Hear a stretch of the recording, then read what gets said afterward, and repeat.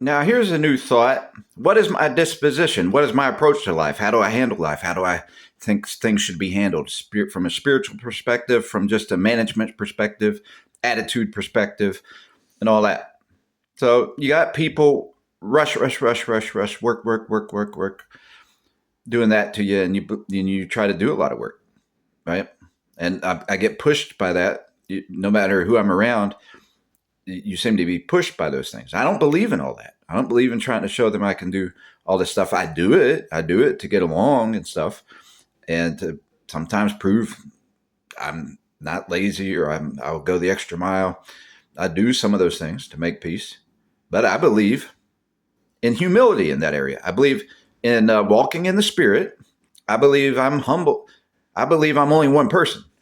I don't believe I can be Superman and do everything, not do it right, not do it in the right spirit. I believe in doing it in the right spirit. So I actually believe, like, if I'm alone, I like to walk in the Spirit, take my time, think of what I want to do. I want to do something that I think is more productive, do the things I know I need to do, be more organized. When you're rushing all the time, you're not real organized. You're kind of disorganizing things. I mean, you might eat too many meals and don't need all of that food. Um, I consider skipping breakfast because the Bible says not to think about what we should eat in the mornings. And I don't know exactly what that verse means, but I take it as it makes sense. It fits. It actually, I do better a lot of times if I don't eat breakfast and I start working on something, you know. And sometimes you go eat breakfast, and plus you got extra work. You got to wash the dishes. You got to, but you're trying to recover from what you ate. Sometimes you're already slowing down in the morning if you eat. So that some cases you're doing a lot of hard manual labor. You need the extra calories sometimes, but my approach, my disposition generally is I believe in walking in the Spirit. And a lot of Christians don't do that, and I don't do it as much as I want. I try to stay sensitive to the Spirit, or the Holy Spirit reminds me, I'm reminded of those verses in a lot of stress situations. Okay, calm down. Uh, those kind of things, but I'm not specifically walking in the Spirit. I'm walking in truth, and we have to, the Bible, even the real life, God gave us life. We are challenged by work, and we can't always be focused on the Spirit, but we should have times that we are. I believe in fasting. I believe for diet purposes and to get my mind focused every now and then. But have I ever been around people in my lifetime? Never. Where uh, if you're not living, you got to live in your own apartment, your own house, and all that kind of stuff to have a chance to fast. And you got to be, if you live with anybody else, you got to be the one in charge and demand people let you have a chance to fast. So I fasted a few times in my life by myself and got real healthy from it. I got a boost, and I got my mind together better. I got a clearer mind, and I can hear from God in the Spirit, and I learned things. So I like to slow down. I'll just say I'm going to summarize here, and I didn't finish that whole point, but I could get into explanations. But yeah, it's hard to do stuff like that around people. You're not supposed to show off and fast around people. But I like to slow down, and then if I get into a job, it's because I know it's something I want to do, and I actually get more work done that way. I actually get engrossed in something. What if it's writing or something in studies? I get a whole lot more done. I find more to do, and it actually piles up more work for me to do. But I'm not rushing to do it and racing to do it and trying to show somebody I'm do it. I'm trying to, I see more stuff that needs to be done because I gained some knowledge from slowing down and walking in the Spirit. And then I see there's actually more work to do in front of me, and I just do it, and I can keep going, without eating. I can work on something for a whole day without eating and not realize time went by and I didn't have time to eat all day. That's what happens when I focus on the Spirit, and it's not like I'm stressing and working on it. I'm trying to get it right, and I'm trying to do it, and I'm trying to do it in a peaceable way, kind of. So you just get so busy doing stuff. Sometimes you end up doing more work. So, I mean, and if it's orderly work, you're not making a mess. How many messes did I make when I was working all day without eating? Hardly any messes, right? So somebody says, well, you're just being lazy, and you didn't want to cook that meal, and you didn't want to wash the dishes. Well, I got a whole lot more work done by not eating. My health is better because I didn't eat. Uh, if you're overweight, especially, your body will eat from its own fat. Keep some water in you. I know about diet nutrition, so you need to study diet nutrition, and you can't believe everything out there. You got to test everything almost, or at least double check it. So my disposition, I would say preference is to slow down, not try to act like I'm Superman, not to prove I'm more than I can do more than I can, and then you don't implode and you don't stress out and you don't make mistakes that you would make if you slow it down a little bit. Doesn't mean you're not doing nothing. You're actually doing it steady, steady, steady. Sometimes they say like the turtle, and the turtle racing the rabbit. But so, obviously especially if I'm stressed out and do stuff, I've imploded and take a wild break or whatever. You get bored, and you can even get bored doing the right thing the way I'm talking about after a certain amount of time. And so then you're challenged with temptations. In my case, and I would say anybody who's an honest human being, that happens to all human beings, Christian or not, it happens. And so but there are times you deal with, okay, well, am I allowed a dessert? You give yourself a break. There's nothing wrong with that, but you don't want to throw all your standards away when you take a break. Sometimes, depending on what your, what do you call it? Vanity. Well, there's a few words. I'm trying to be choicey in words and then I can't remember any, but whatever it is that you like to do when you're taking a break, when you need a break, like a getaway, I'm tired of this. I got to get away. Some people have different tastes. I mean, we've developed different tastes, and some of them aren't very good tastes, right? For that, or they're not very safe. They can be risky, and I'm not here to judge people for that. I guess I might have wanted to do another video on that. Yeah, I have a separate video for that. But I don't judge people for all that, because somebody wants a Coca-Cola on that break, somebody wants a tea, somebody wants a coffee, somebody wants a beer. Everybody in Christianity thinks it's against the law to drink a beer. I would say drink wine, not a beer, if you're going to do that. But those are things that if you want the higher calling, you don't do those kind of things. You try to stay, but that's up to you. It shouldn't be a law. I don't believe it should be a law that you can't have a wine or some medicine or whatever. I don't think it should be a law, but you should know that there's a higher calling so you don't have as much recovery, or there's a risk of getting carried away. And there's a verse I saw recently that says, he who thinks, who ignores the danger of medicines or beer or alcohol or whatever. I forget if it said wine. It's all the same thing. So they're all medicines. He who doesn't trust, who thinks there's no danger and no risk in it, is not wise.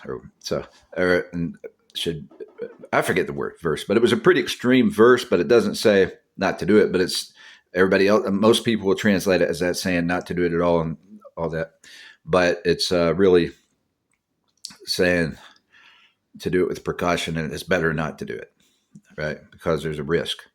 So that's one of the stronger verses, by the way, goes against medicines. So it's not going against it all the way. It's saying it's what your approach to it is. I believe in Paul's version, and he in the New Testament, and he talks about he doesn't do it because he doesn't want to offend people. He wants to be able to win more people over and walk in the Spirit, so you won't fulfill the lusts of the flesh. Don't be excessively drunk with wine, but walk in the Spirit. I believe in those things. I don't think it's a sin to do it, but you can easily sin while doing it if you're not careful. And then I think it's probably a sin to keep doing it because it takes your mind out of the Spirit. But is it a sin to take that break? I don't think so. I think it's a medicine. But is it a sin to you because you think you need to have a higher calling? It could be, but that's depending on your own conviction, though. If you've deemed it a sin and then you break it, maybe you shouldn't deem it a sin, I would say, until you know you're ready mentally to do without it. In other words, the Bible says not to make promises that you can't keep. I mean, it alludes to that in the New Testament too. So there's a lot to the Bible. People take a verse and they run with it and they twist it really the funny thing is they twist it. People act like it's people who would drink or something like that, twist it in favor of drinking. That's not a twist. The Bible doesn't call it a sin to use a medicine and drink an alcohol, but it gives very big warnings about it, not to go in there ignorantly. And then for a higher calling, if you want to be a better influence and be more pure and closer to God more often, walking in the Spirit, and be maybe a little bit more effective witness, then you don't want to do it at all, which, but to change it into the unpardonable sin and act like it's one of those things, that's just not true. And it's really a stumbling block. The whole subject's a stumbling block. It's been turned into that for over 100 years now, maybe more. And it's because people do those things, and they do get too drunk, and they do get obnoxious and all those kind of dangerous, and it can happen, right? So, but I think it happened less if you quit shaming, guilting people, overly shaming people and overly guilting people, and not giving people second chances because of those things. Then they're not going to drown their sorrows too deep, and try to really a lot of times numb out all that condemning language. So that's how did I get on that subject? It's a tough, because it's a big deal nowadays. We really kick people down and count them out for stuff like that. But and we have cars and lots of roads and traffic stuff, and so there is a reason for people to be more careful about that stuff, because you don't want to drive and have medicine in you. So fresh medicine. So, but there's another problem with that law. You had medicine yesterday. It shows up in your system, and they want to give you a DUI or something. That's not fair. All right, but and that's a perversion of justice, right? So the problem really is more that we overpunish people. So it's not that they got it wrong. Some things wrong. They do have some things wrong. When they call it straight up a sin, it's not specifically a sin to use medicine. But so my disposition, though, is walking in the Spirit, and certainly drinking coffee even affects walking in the Spirit, and having tea gets in the way of walking in the Spirit and communing with the Spirit in your mind. Doesn't mean you've thrown truth out. You can still attach yourself to truth, even with a beer and everything else. Because if you believe that Jesus is God, if you believe there's a God, and you not an atheist who does not believe there's not a God, does not believe there's a God, then you can be drunk and you still believe the same thing, right? You still believe the same thing, but you're not hearing from the Spirit. You're not as easily able to control your temper. You may be able to be a psychologist and shift certain things, but you're more permissive of other things that you wouldn't be if you were sober, such as lust and things like that. So you may have a strong conviction about not losing your temper if you're not sober. But anyway, the subject's really not about sobriety here. It's about what's your approach to everyday life, because there's a lot of people who have a problem with, I'll call it a problem, but or feel they need medicine. I won't call that a problem. Feel they need medicine every now and then. That might be once a month, 2 months. And so everyday life, though, they're sober, and except for with caffeine. So that's a problem when people don't realize that. They're not walking in the Spirit when they're on caffeine a lot less walking in the Spirit, maybe half the time. So if you're a Christian, you want to walk in the Spirit. But so bottom line is, my disposition, I believe in slowing down, walking in the Spirit, being humble. And so, I don't believe in this, this guy's so humble and this and that. God, I've been forced into humility many a times by my mistakes and other things. And there's so many areas where, okay, I got a handle on what humility means in this on this subject, but I don't on this subject, on another subject. So, but humility to me, realize it is humble. It's not really humble to walk and prove you can work 3-4 jobs and this and that and race this and that, and then start judging people because they don't do it and all that. And then you're disorderly, making a mess and everything else, running over people because you got to get there on time. All that kind of stuff. It's kind of crazy, right? I mean, there's nothing peaceful about that, except that you're handling your financial responsibilities probably. Hopefully, if you're getting all that money and working all those jobs, hopefully you're handling your responsibilities. But that doesn't always mean that they could be working all those jobs and then throwing all their money away. But being a good steward is a good thing, right? It's not everything. So I'd rather stand firm in my faith, walk in the Spirit, and be friendly. I'll tie this subject in real quick because this video is longer than I wanted. But look, the police come to me. I've heard police will say, "Don't talk to this person or that person." I'm a person who's going to be like, "I'm sorry, but I'm talking to anybody I want to the rest of my life, all my life. If I think I need to talk to somebody, or I want to be friendly to somebody, or kind to somebody, or help somebody, I'm not ruling out anyone." Even somebody who's threatened me before or threatened me more than once or who's danger to me, if they're in a down and out moment and they're needing my help, I've helped people like that before. I've done that, and I plan to be available, have the mindset and be spiritual enough, walking in the Spirit enough to forgive and help somebody. And so I understand, I've made mistakes. I've been around people who don't care about the laws, and they'll toss illegal medicines around and all that kind of stuff. I've been around that, and I understand they don't want you active in that. And but I think they should legalize the medicine and take it out of those people's hands, take it out of those kind of dealers' hands and stuff. But they haven't done that. They go after addicts all the time. So it's all over the streets. So how can you avoid running into people like that when that's what they let roam the streets all the time? And they just go looking for addicts or something, And so it's not. Then the problem with those people is not really that they're just slinging the dope as much as it is that they are violent to people. They rob people. They're looking to be predators. That most of them are thieves, and that's the real problem. That the police aren't going after that. They're not looking for those thieves. They're not looking for people who abuse people. Not much. They should be.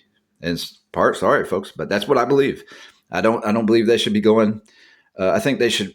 You can't really judge all the people for dealing medicines if you don't have any legal forms of it. Make some legal forms of it, and then if somebody wants to use it and abuse it, that's their fault. Then it is their fault. It is on them. All right. But so my point was to tie into that, my disposition, because I'm walking in the Spirit. I do believe that Jesus saves, and I do believe that he teaches the peace that I get when I walk, and then that I've walked in it and I've walked out of it. I've walked in it, I've walked out of it. I've usually compelled to walk back in it, and then I can't find peace, that kind of peace, because there's too many people around me that won't let me enjoy that peace. They won't. The people won't let you a lot of times. You got to be in the right place. So I've lived different places. It's been different in different places, but I try to find some of that peace every day. Meditation and time from God, and try to figure out, okay, where am I not being able to focus? I'm not focusing. Let me find this place where I can focus and do that. And I still try to get back to that, but forgot my main point there. I had a summary point, but there have been times where I've walked in it deeply, and I like it because I find so many things, wisdom, stuff I write about. I like to write. I like to be able to focus and meditate, get it some time alone to where I can study and connect the dots of lies, truth to take over all the connected dots of lies that are running our nation. And one of those is with the medicine. That's one of the biggest things, the medicine, because that's how we got people being brought across the border that want to hurt our country, bringing fentanyl in, bringing people who want to destroy America here through the illegal venues. And that's the point. Then it seems like the whole Democrat Party wants to bring that. Now we have COVID. Trump is not in office yet, and people are having COVID all of a sudden.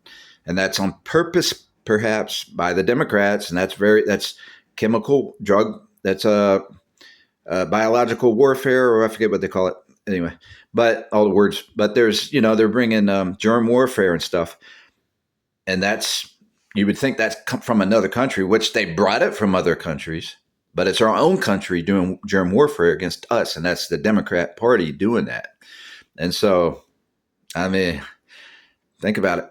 So some of them are threatening, okay, now that Trump's in office again, I think Joy, I forget her name, Joy Reid or somebody from the MSNBC, threatening the other day, saying that here comes the germ warfare now that Trump's in office. Well, that's because you are You know who's bringing that.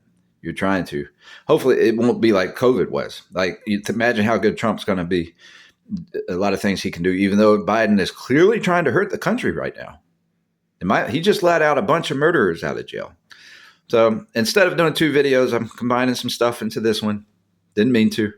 But he let out how many? 36 or I forget how many. Maybe a lot more than that. Killers off of death row. Put them out on the streets. Or commuted their sentences. I don't know what all that means. But he's not. I don't know that he picked somebody who was repentant or it was a one-time kill. He's apparently let some of the most violent out, and right before Trump gets in office. For what? To hurt Americans? It doesn't make sense.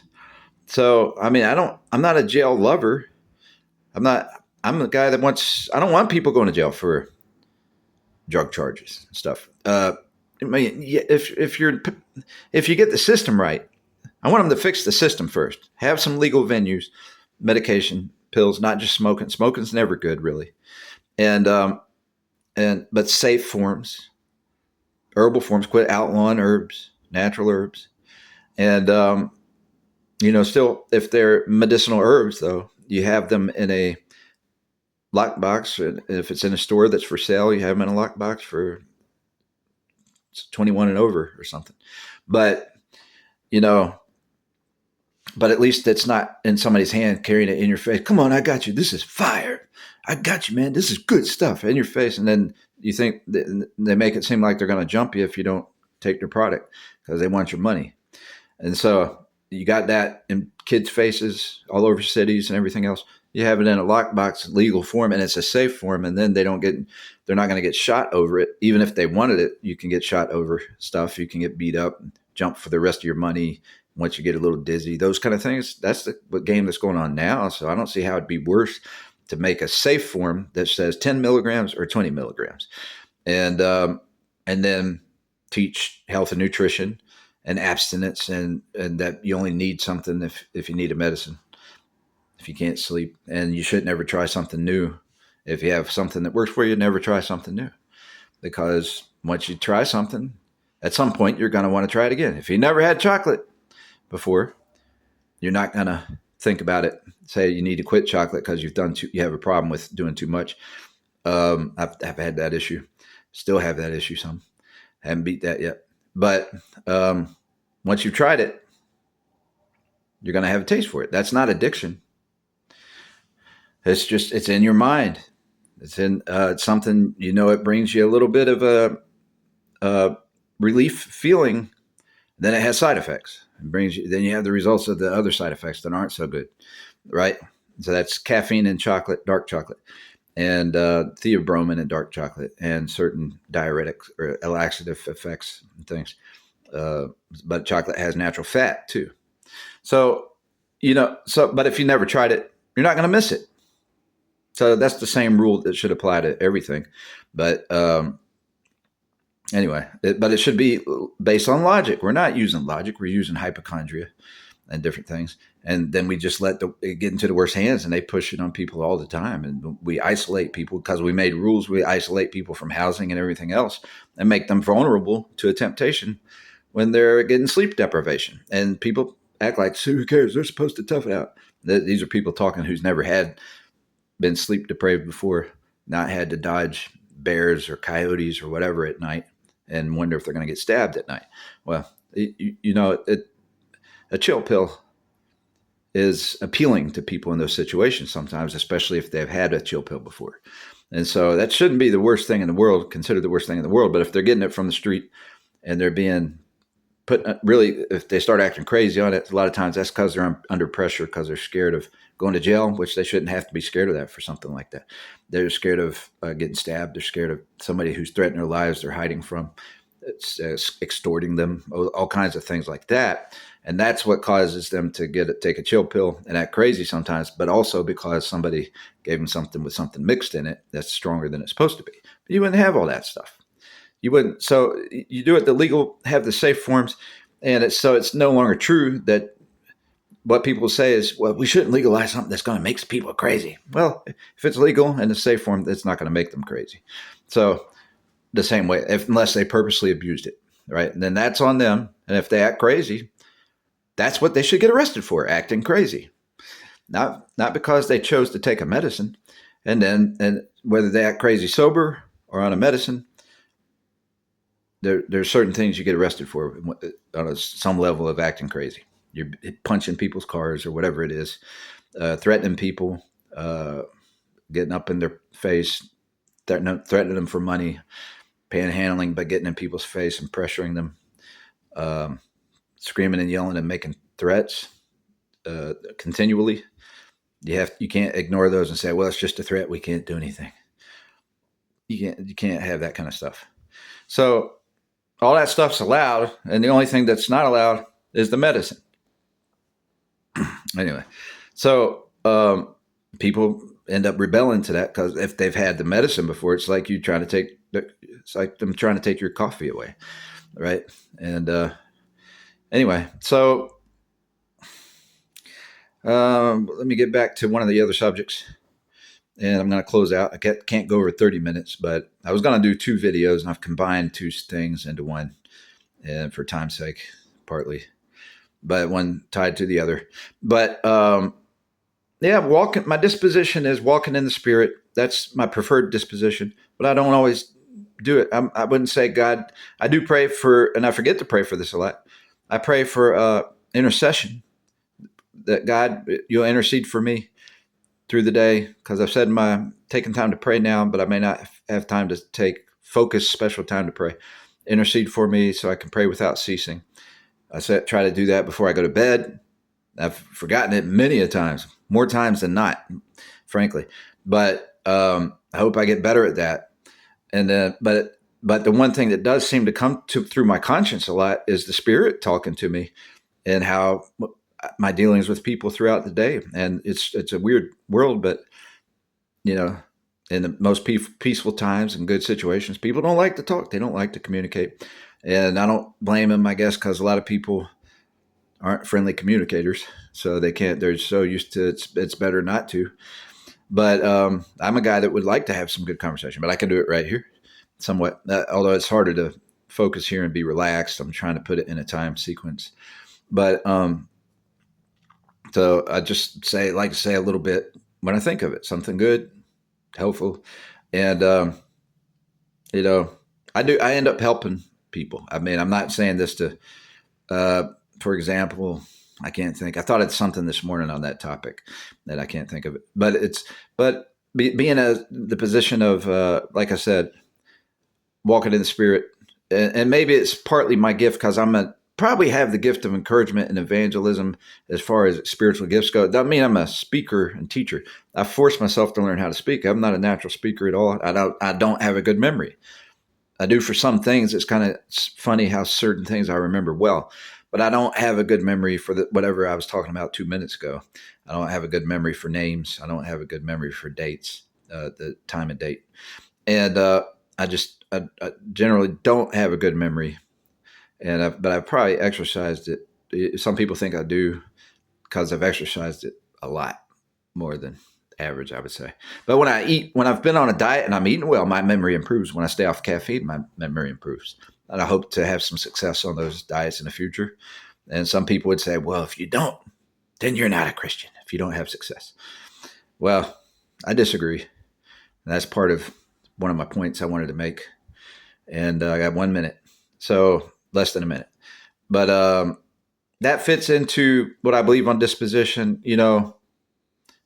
A lot of people allow these talks and they act like you got to be Mr. Perfect to be a Christian. And they bring up the verse that Jesus said, go and sin no more, to that lady at the well, the woman at the well. And they bring that up and they just cancel you out. I've had people yell at me for saying that God created luck. I believe in luck because God created luck with lightning strikes. And you can improve your luck by going inside to not get struck by lightning, not standing by a tree, different things like that. And that's true. And I think that God's trying to show us that tomorrow is not promised for anybody. And so he lets the storms take their course. Now he can stop a lightning bolt from going straight at you, but he doesn't direct them, I don't think. And so, that's an explanation of how God created luck. I got 5 seconds. So I guess that's all I can say because I definitely don't want to go over.